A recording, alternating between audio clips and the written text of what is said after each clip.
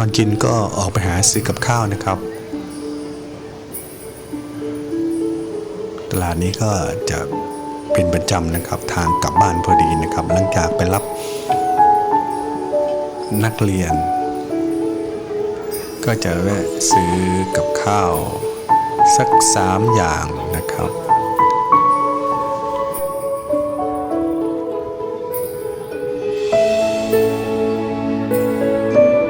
บรรยากาศก็เป็นกันเองซื้อจนแม่ค้าจำได้นะครับ